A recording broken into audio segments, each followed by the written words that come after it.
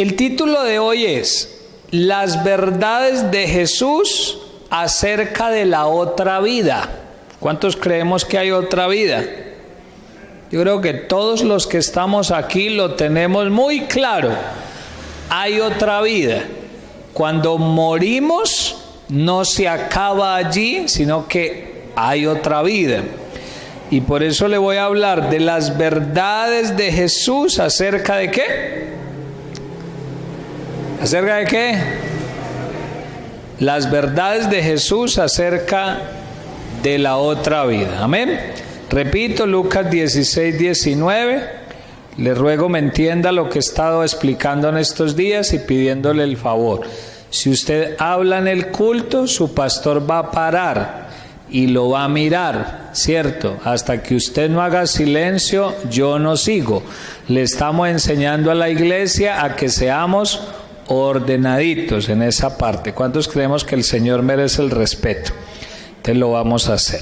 Lucas 16, 19. Voy a ir leyendo, explicamos y al final sacamos unas conclusiones muy importantes. Dice así: había un hombre rico que se vestía de púrpura y de lino fino y hacía cada día banquete ¿con qué? Con esplendidez. Vamos leyendo y vamos explicando, creo que así es más fácil entenderlo. ¿Qué es lo que dice el versículo 19? Que había un hombre rico y menciona unas características del hombre. Dice que se vestía de púrpura y de lino fino. Lo voy a decir con todo el respeto, no le eche mucha cabeza a qué era el púrpura, qué era el lino fino. Simplemente es una forma de la palabra indicarnos que el hombre tenía una comodidad económica, financiera y material, de tal manera que podía vestir muy bien, ¿sí? Con esplendidez, dice la palabra del Señor. Otra forma de reflejar cómo vivía ese hombre rico es porque dice el mismo versículo que cada cuánto podía hacer banquete. Dice todos los días, dice cada día hacía banquete con esplendidez. En palabras bien sencillas, tenía la facilidad económica de invitar a su casa todos los días personas a que comieran, hacía francachela, hacía fiesta porque tenía mucho dinero. Y el banquete no era sencillo, porque dice ahí que cada día lo hacía ¿con qué? Con esplendidez, con amplitud. Hacía el banquete que tenía todos los días. Versículo 20. Había también un mendigo llamado ¿cómo? Lázaro. Nótese que del hombre rico, ¿qué no dice? El nombre, exactamente. Y en cambio del mendigo, sí dice el nombre, dice claramente. Había también un mendigo llamado ¿cómo? Lázaro, que estaba echado a la puerta de aquel, lleno de ¿qué? De llagas, y ansiaba saciarse de las migajas que caían de la mesa del rico, y aún los perros venían y le lamían las llagas. Ayúdeme ahora a interpretar estos dos versículos. ¿Qué dice del segundo hombre? Que era mendigo. ¿Qué más? Que estaba enfermo, exactamente. Hambre, porque dice que deseaba llenarse, así fuera, de las migajas que caían de la mesa del hombre rico. ¿Qué más dice de este segundo hombre? Que se llamaba Lázaro.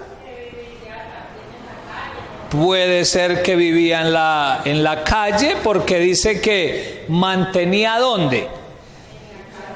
En la puerta de la casa del hombre rico. Parece que desde ahí podía ver el banquete que se hacía todos los días con esplendidez, y por eso su deseo ¿de qué? de que le dieran algo, ¿cierto? De participar en algo de eso que le podían dar de allí. Dice que su condición era tan difícil, ya la parte física, que dice que al estar ahí en la puerta echado, esa es la palabra exacta que utiliza el versículo, dice que ¿quiénes eran los compañeros del hombre? Unos perritos que venían y le lamían sus llagas. No estamos menospreciando a nadie, estamos simplemente interpretando la Biblia. Yo creo que ninguno de nosotros desearía ser el segundo hombre, ¿cierto que no? ¿Alguien lo desea? Obviamente que no, ¿cierto? No queremos esa clase de cosas. Versículo 22. Aconteció que, ¿qué pasó? Murió el mendigo y fue llevado por los ángeles ¿a dónde? Póngale atención a esto, a un lugar que se llamaba el seno de Abraham. Y murió también el rico y fue ¿qué? Y fue sepultado. Y en el Hades alzó sus ojos. ¿Quién alzó los ojos? Ojo, el rico. O sea, cuando hablan el 23 del Hades y de una persona que alzó los ojos, habla del hombre con el que terminó hablando en el versículo 22. Y en el 22 termina hablando ¿de quién? ¿De Lázaro o del rico? Del rico. Entonces, el que está en el Hades y el que alza los ojos a mirar ¿es cuál? Es el rico. Verso 23. Y en el Hades alzó sus ojos estando ¿en qué? En tormentos, y vio de lejos a Abraham y a Lázaro en su seno. Dejémoslo hasta ahí un momentico. Quiero explicarle esto porque o si no, no entenderíamos lo que quiere decir el pasaje. Ahí se mencionan dos lugares especiales y es el Hades. Dice que el rico está en el Hades y desde allá alza sus ojos y mira ¿hacia dónde mira? A otro lugar que la Biblia describe como el seno de Abraham. Entonces preste atención a esta explicación. Si usted en un diccionario busca la palabra seno, va a encontrar multitud de explicaciones, ¿sí? Hay muchas, hay palabras que tienen muchos significados y una de esas palabras es la palabra seno que aparece acá. Usted sabe que seno se aplicaría, por ejemplo, en matemáticas, en el álgebra, ¿cierto? Seno, con respeto lo digo, es una parte del cuerpo femenino. Pero aquí seno se refiere al regazo. ¿Qué es el regazo? Búsquelo y verán un diccionario. Resulta que esta parte que queda entre las piernas de los seres humanos la llamamos el regazo. Y se considera como un lugar de protección y de amparo para los niños. ¿Hacia dónde corre un niño? Pues hacia el papá y la mamá, pero ¿a dónde le llega? Se le tira a los brazos, pero entre sus piernas al mismo tiempo, porque considera como que ahí encuentra seguridad, amparo, protección. Mire que no se le tira por la espalda, no se le tira por un lado. Hay algo grabado en el corazón de los seres humanos que nos gusta es estar ¿en dónde? Ahí en el regazo, en el centro de las dos piernas. Y eso se llama el seno. Eso también se llama el seno. Resulta que los judíos tomaban esa idea de que el seno era un regazo donde uno encontraba seguridad, descanso y protección. Entonces los judíos se inventaron un nombre que se llamaba el seno de Abraham para designar el lugar donde iban las personas que morían y habían creído en Jesucristo sin verle. Escuche esto, porque la historia que está narrando Jesús, aunque la está narrando el mismo Jesucristo, se refiere al tiempo pasado. Yo le pregunto, ¿existía Abraham cuando Jesús dijo esto?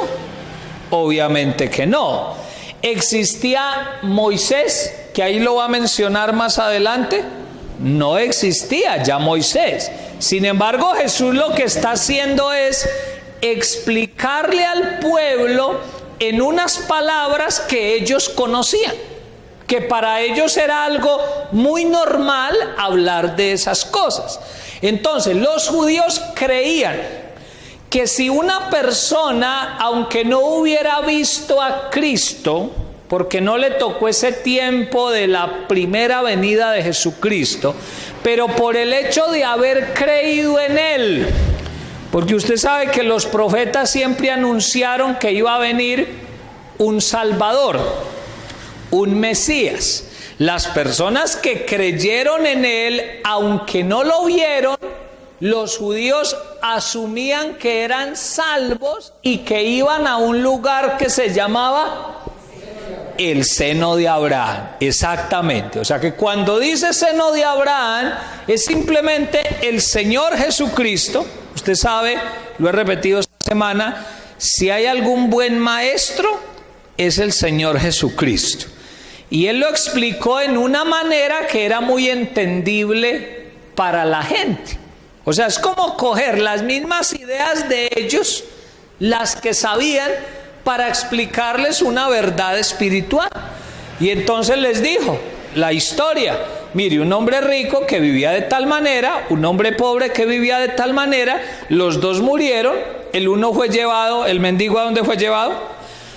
Al seno de Abraham, porque aunque fue pobre, anhelaba saciarse de lo del rico, estaba enfermo, creyó en Jesucristo y por eso fue llevado al lugar donde van los salvos, un lugar de protección, un lugar de seguridad, un lugar de consuelo, que ellos lo llamaban ¿cómo?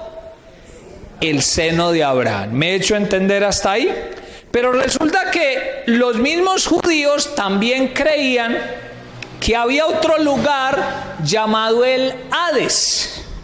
Y el Hades era el lugar de la morada de los muertos. Así lo llamaban ellos, ¿sí? Si usted se devolviera en el tiempo, cuando esto se dijo, y le preguntaba a un judío, venga, ¿qué es el Hades para usted? Él simplemente le hubiese respondido, es el lugar ¿de qué? De la morada de los muertos. O sea, si éste murió y no creyó en Jesucristo, ellos deducían que esa persona iba a un lugar, la morada de los muertos, llamado ¿cómo? El Hades. Y escuche esto, y también creían que en el Hades había como un calabozo, como una mazmorra, donde se metían a aquellos que merecían un castigo, que ellos luego más adelante lo empezaron a llamar el infierno, ¿sí? Pero ellos lo miraban como un lugar que estaba en el mismo Hades, en la morada de los muertos, donde se metían a las personas que merecían un castigo, un tormento por lo que habían hecho en vida, y ese lugar lo llamaron luego ¿cómo? El infierno, pero era el mismo Hades, según el pensamiento de ellos. Así que lo que está haciendo Jesucristo es simplemente decirles, mire, un hombre lo tuvo todo en esta tierra, pero a pesar de que lo tuvo todo, no tuvo lo principal. ¿Qué fue qué? ¿Qué era lo principal? No conoció de Dios, no buscó la vida eterna, no creyó en Jesucristo, como lo quiera decir. Tuvo muchas cosas materiales, pero no tuvo lo más importante. Luego habla de un segundo hombre que fue en esta tierra un mendigo, un hombre enfermo, un hombre pobre, pero que podemos deducir de lo que está contando y de la creencia que le estoy diciendo de los judíos, aunque no lo diga con palabras exactas, podemos deducir que el mendigo sí creyó ¿en quién? En Jesucristo, y que por haber creído fue llevado al seno de Abraham. Y es allí donde nuevamente en el 23, entonces dice que en el Hades el rico alzó sus ojos, dice cómo estaba en el Hades. ¿Cómo estaba? En tormentos. Si estaba en tormentos era porque ¿qué? Porque lo merecía, porque en vida había hecho razones para merecer el tormento. Estoy tomando simplemente la creencia de los judíos a la cual le está enseñando Jesucristo. Versículo 23 en la mitad. Y vio de lejos a Abraham, ¿y a quién más? Y a Lázaro en su seno. Recuerde, insisto en lo que le dije ahora, hermano. Jesús en ningún momento está diciendo que es que Abraham estaba vivo. Ojo con eso. O sea, no saquemos explicaciones que no están en la Biblia, no inventemos cosas, ¿cierto? Ahí no quiere decir Jesús que era que en el tiempo de Jesús Abraham vivía. ¿Ese es el propósito? No, porque si usted nota, en el verso 19 empezó hablando en tiempo pasado. Había. Exacto, desde ahí ya lo tiene que analizar uno, que Jesús simplemente está hablando de algo en tiempo pasado y que está usando una historia para explicarle a unas personas que creían en Abraham, que creían en Moisés, que creían en el Hades, que creían en el seno de Abraham, y les está dando una lección muy ilustrada, muy gráfica, para que ellos la entendieran. Pero el propósito no es ni explicar cómo es el Hades, ni cómo es el seno de Abraham, ni si existía Abraham o no. Ese no es el propósito del pasaje. El propósito es simplemente que al final se saquen unas conclusiones relacionadas con la vida eterna, que ahora las vamos a sacar. Amén. Versículo 24. Entonces él, ¿quién es él? Todavía el rico, exacto. Dando voces dijo: Padre Abraham, ten misericordia de mí, y envía a Lázaro para que moje la punta de su dedo en agua y refresque mi lengua, porque estoy atormentado. ¿En dónde?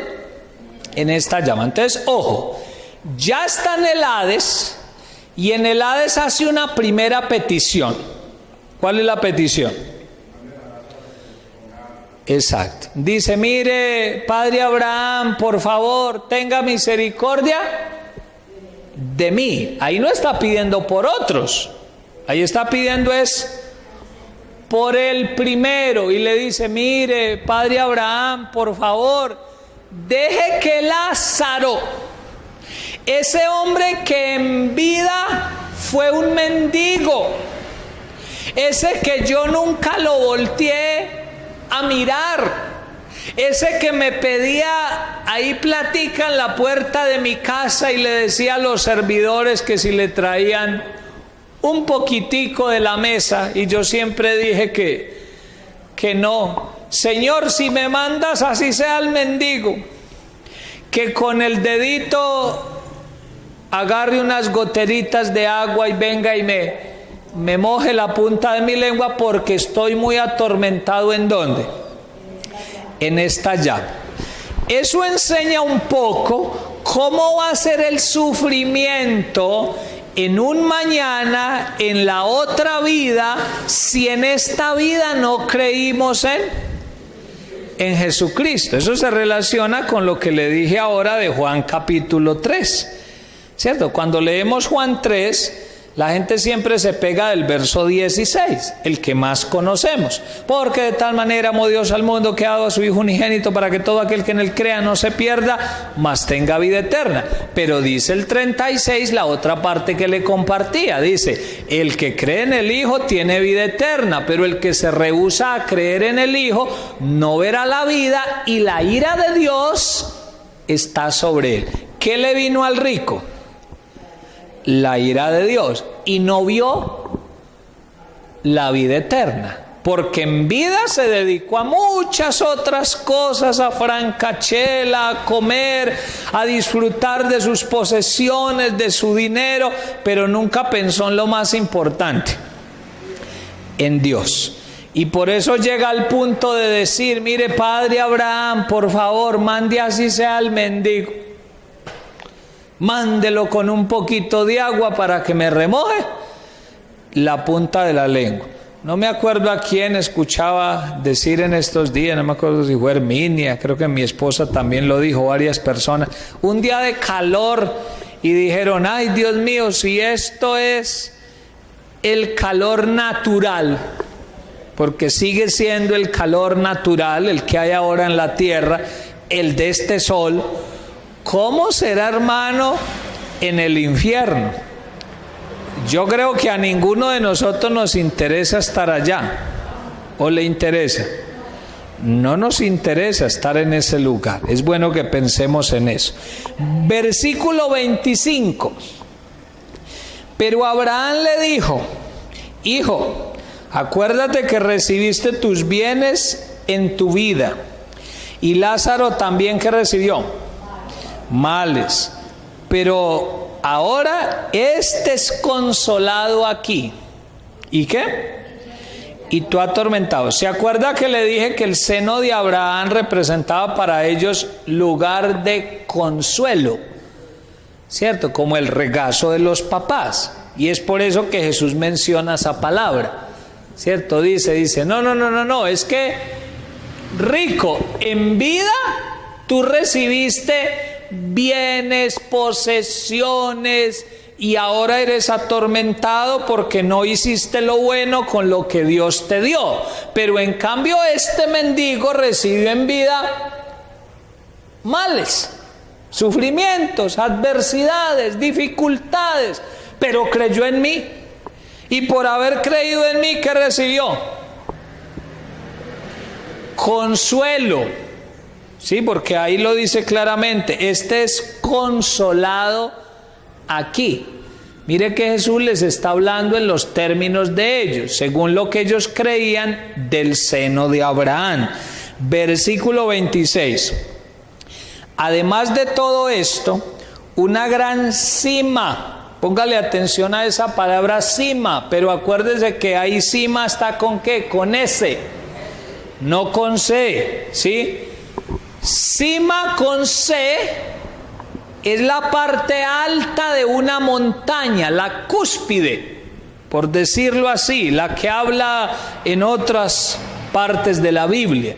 Pero aquí cima con S se refiere a una abertura en la tierra, una cavidad, algo hondo, un abismo, una profundidad, y esa profundidad separa a dos lugares. ¿Me hago entender? Y por eso es que dice, verso 26 otra vez, además de todo esto, una gran cima, o sea, una gran profundidad, una gran cavidad está puesta entre nosotros y vosotros, de manera que ¿qué? Que los que quisieren pasar de aquí a vosotros no pueden, ni de allá pasar acá. Escuche esto que voy a decir, puede sonar a bobada, pero es para explicarle algo. No le eche cabeza, ay pastor, ¿y no será que desde ese tiempo hasta acá no habrán hecho un puente? Porque hay cristianos tan loquitos que empiezan a preguntar por esas bobadas, ¿cierto? Pastor, ¿y no será que en tanto tiempo alguien, un ingeniero civil como Rafa, se habrá inventado un puente? No, vuelvo y le digo, hay que entender qué propósito tiene el pasaje. Entonces, el propósito de Jesús no es decirnos tampoco cómo es de grande la profundidad. No, eso no nos debe interesar. Porque habrá cristianos que empiecen a preguntar, pastor, ¿y las llamas son de 2 metros o de 1 metro? Pues hermano, si es de medio metro, si es de 1, si es de 2, si es de 10, yo no quiero estar allá. Y listo, y pare de contar. Si la abertura es chiquitica o grande, si la cima es pequeña o grande, yo no sé. Puede ser algo simbólico, simplemente que Jesús lo está usando para dar una explicación. Y la explicación simplemente es decirle a la gente que lo está escuchando que después de la muerte no hay reversa. sea, ese es el propósito. Porque Lázaro lo que está pidiendo es, mire, ya entendí. Entonces, por favor, tenga misericordia. Y le responden y le dicen, no se puede hacer nada. No hay reversa. Usted tuvo su oportunidad, ¿dónde? En vida, en la tierra. Usted me escucha mucho a los que reciben los mensajes de WhatsApp, que yo menciono mucho que la vida terrenal es una prueba. Y de lo que hagamos en esa prueba, vamos a recibir resultados en la otra vida. Yo no sé si usted ve esta vida de esa manera, pero yo lo veo como una prueba. Y por eso el apóstol Pablo decía, esta leve tribulación momentánea, refiriéndose a la vida terrenal. Hermano, estamos en una carrera, también lo decía el apóstol Pablo. La vida terrenal es una prueba. El día que muramos, ¿hay reversa? No hay reversa, hermano. Sí, hoy estoy usando muchos dichos. Tiene más reversa un avión, que sabemos que no lo tiene, pero tiene más reversa un avión que la muerte. Ya uno murió y ya no va a poder decir, ay Dios, ayer cuando me quitaste la vida yo pensaba volverme fiel, pero no lo hizo. Ay Dios, ayer cuando me mató ese carro, yo pensaba volverme fiel al otro día. No, pero es que Dios nos guarde, lo estoy poniendo simplemente como ejemplo, pero es para que comprendamos que no hay reversa. No hay manera de hacerlo de otra forma.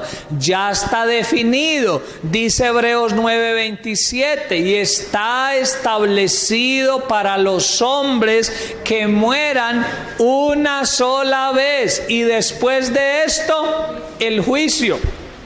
Solo hay una oportunidad. Una sola vida terrenal. Hay que hacer lo bueno, hay que creer en el Señor, hay que buscar la vida eterna para tener la seguridad que al morir vamos a un lugar de protección, de amparo, de consuelo.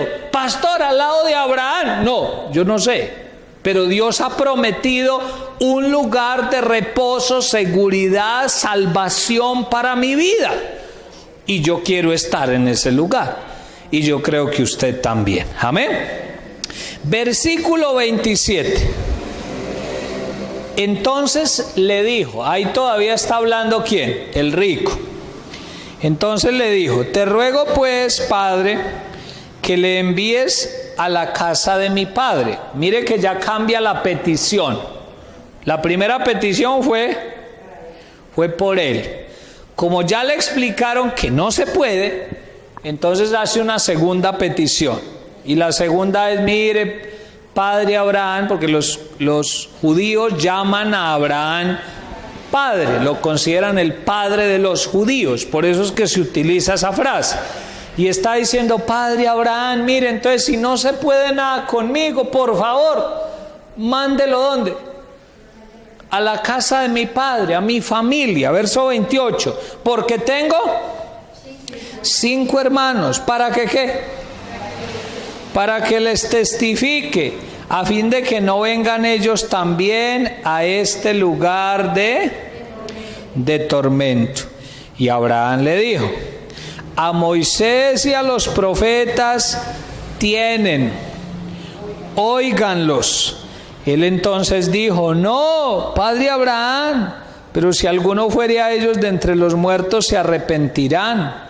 Mas Abraham le dijo, si no oyen a Moisés y a los profetas, tampoco se persuadirán, aunque alguno se levantara ¿de dónde? De los muertos. Tremendo esto. Nuevamente le insisto en que Jesús les está hablando de un relato, pero del pasado. Por eso es que mete a Moisés, mete a los profetas, mete a Abraham. Y simplemente es una historia para que los que lo están escuchando comprendan acerca de la vida eterna.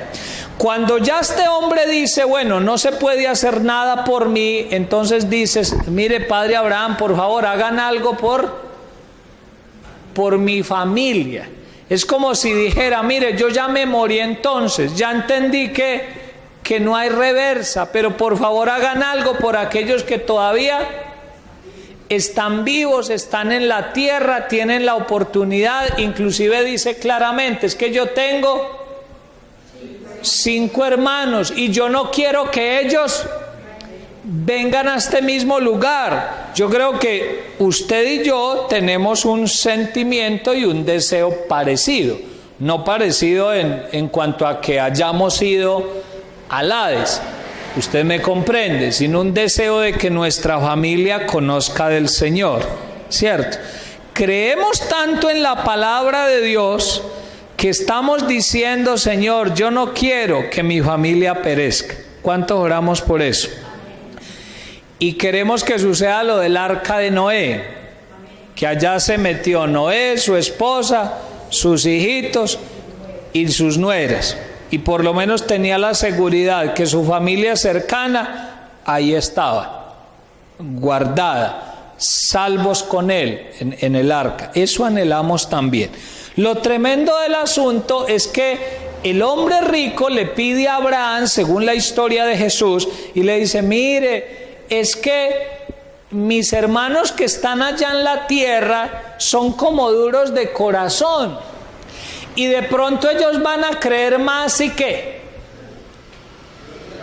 Si uno que se murió es devuelto a la vida y va y les cuenta cómo es esto acá y el tormento y lo duro, ahí sí le van a creer. Y es cortante la palabra de Jesús cuando dice, si a ellos no le creen, así le mande usted uno que se levanta de los muertos y les dé evidencias. Si no quieren creer, no van a creer.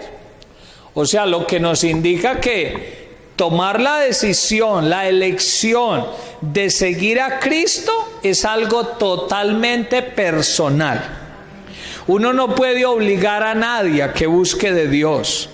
Habrá gente que se le va a insistir mucho con el evangelio y a pesar de que se le insista, de todos modos van a decir que no y no van a creer. Y en cambio otros, por eso el pasaje de Juan 3 que le comentaba ahora, la frase que usan Juan 3:36 es más el que se rehúsa a creer, porque hay muchos que se rehúsan. Usted se lo pinta de todas las maneras, le pone el evangelio de todas las formas, le habla del amor de Cristo de todas las formas, y sin embargo ellos siguen como rehusándose a creer en la vida eterna.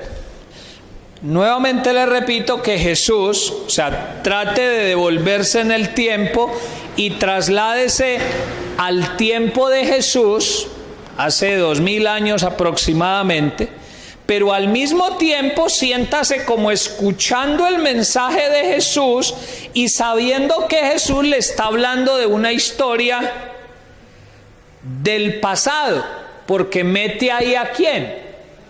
A Moisés y a los profetas. Mire qué tanto se devolvió en el tiempo que dijo en la historia, no, a Moisés tienen y a los profetas para que escuchen la palabra del Señor. Amén. Ahí termina la historia cuando Jesús dice, es una elección de sus familiares si quieren creer o no creer en el Señor. Muchos van a ir a compartirle, no hay necesidad de que se levante un muerto y les comparta, sino que si quieren creer, van a creer. Si no quieren creer, no van a creer. Y ahí termina la historia de este hombre. ¿Qué enseñanzas podemos sacar de ahí? Si usted quiere anotar 4 cosas esencialmente que vemos en ese pasaje. Las he mencionado indirectamente mientras he ido hablando, pero se las quiero mencionar ahora de manera ordenada. Primero, nadie le puede hacer el quite a la muerte. ¿Sí? ¿Puede usted escabullirse de la muerte o puedo yo? ¡Ay, ahí viene! Yo me le voy a esconder.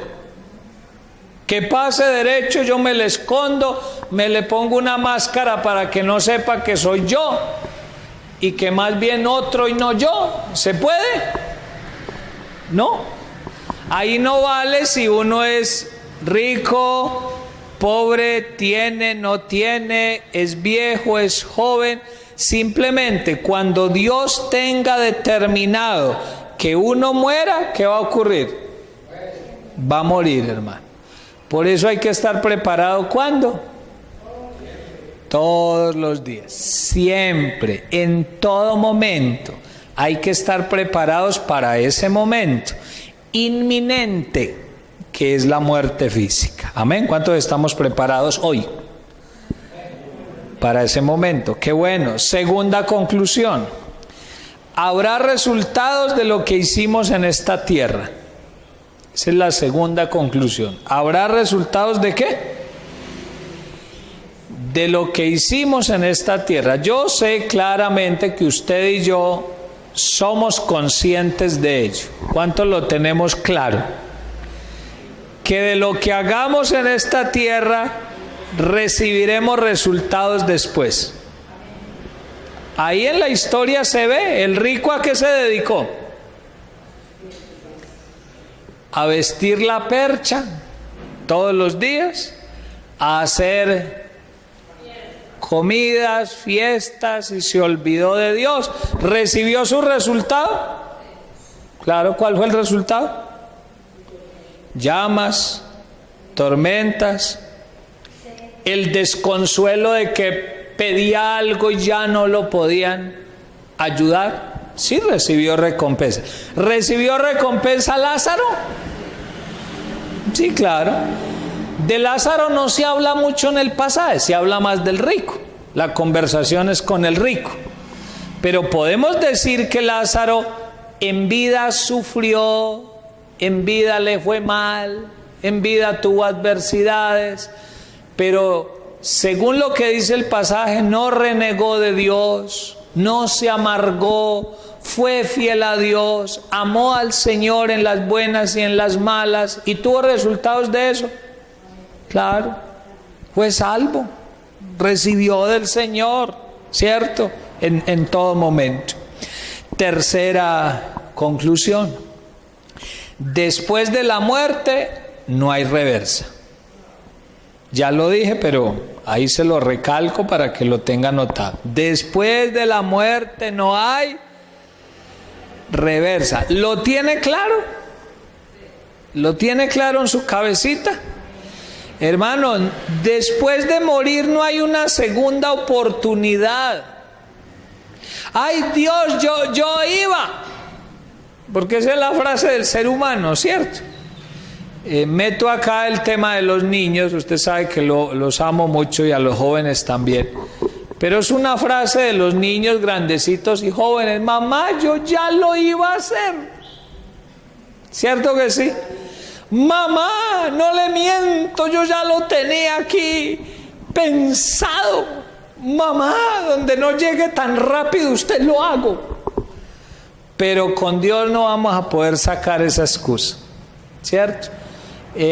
Cuando la historia del arca de Noé, ninguna persona le pudo decir a Dios: Dios, ay, yo voy a suponer, esto es una suposición, voy a suponer que el diluvio ocurrió a las 9 de la mañana y que una persona: ay Dios, no, yo pensaba a mediodía volverme fiel a ti, pensaba hoy en la noche ir a una iglesia y convertirme. ¿Se podía ya? No se podía, hermano. Así que el tiempo, ¿cuándo es? El momento apropiado, ¿cuándo es? Ya, hermano, ya. Uno no puede dejar para mañana las cosas del Señor, que sabe que debe ser fiel. ¿Cuándo debe ser fiel? Hoy. Que sabe que debe ser santo. ¿Cuándo debe ser santo? Ya, hoy.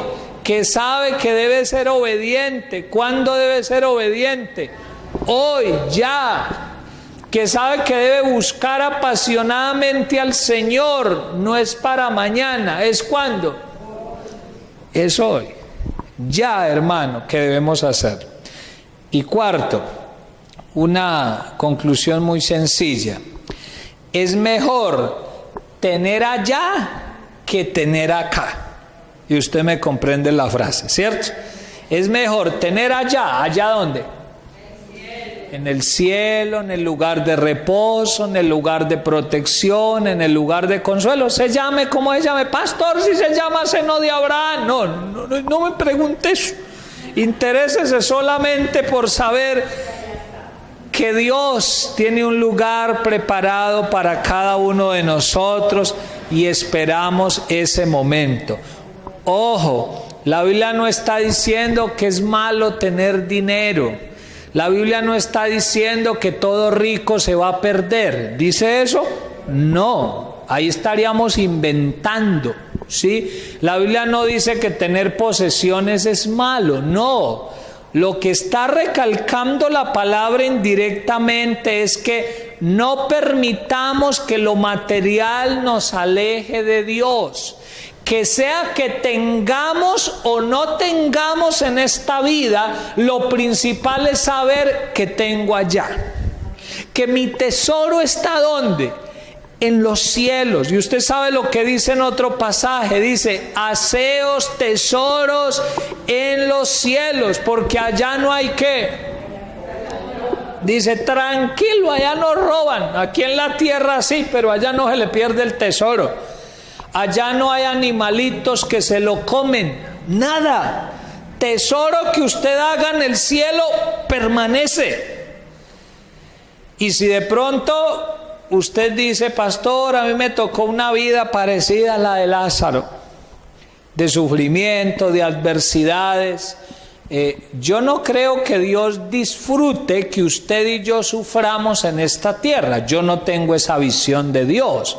Simplemente creo que a veces hay momentos de dificultad, de adversidad, por muchas razones, que ya lo hemos hablado en otras predicaciones, porque necesitamos de esos momentos para aprender, porque es consecuencia de errores que hemos tenido. Hay muchas razones, pero sea cual sea la situación de vida que usted y yo tengamos, nunca nos vamos a soltar del Señor. Porque tenemos la plena confianza que si acá no tenemos, allá vamos a tener, ¿cierto? Acuérdese, y con esto le termino, hermano, cuando falleció mi papá hace casi 3 años, una de los sentimientos humanos que surgió en mi corazón, porque obviamente soy humano, se lo he dicho muchas veces. Uno de los sentimientos fue: ay, todo lo que faltó hacer con mi papá. Y yo empecé a pensar no llevé a tal parte a mi papá. No lo llevé a comer a tal parte. No lo llevé a tal paseo. Vino ese sentimiento. Pero Dios es tan precioso que ahí mismo me ministró con esto. Y Dios me decía: tranquilo, yo lo llevo a mejores lugares, yo le doy mejores comidas, yo lo tengo mejor. Él hizo lo que tenía que hacer en vida y por eso en la otra vida recibirá esa bendición. Así que, hermano, es mejor tener allá que tener acá. Si tenemos acá, gracias Señor, pero es mejor tener allá, seguir teniendo ese tesoro. ¿Cuántos vamos a guardar esto en el corazón? ¿Y cuántos vamos a vivir como el Señor quiere? Vamos a orar en esta noche. Y ore para que su fe y mi fe sea fortalecida. Le invito a que se ponga en pie un momentico. Y si usted por estos días tiene mucho y se identifica con el hombre rico, no en los males que hacía en vida, sino en que Dios le ha dado una comodidad, dele gracias a Dios, pero dígale: Señor, eso nunca me va a separar de ti. Dígale: Señor, lo terrenal solo me hace estar agradecido contigo, adorándote más y más pegadito de ti, más dependiente de ti. Y si de pronto su situación es lo contrario, que por estos días no tiene, quizás no tiene empleo, no le ha ido bien económicamente, se ha visto en dificultades, ha pasado por enfermedad, quizás dígale al Señor: Señor, eso tampoco me va a separar de la vida eterna, eso no me va a quitar el ánimo por las cosas del Señor. Levante ahí sus manos y terminemos pidiéndole al Señor que nos fortalezca.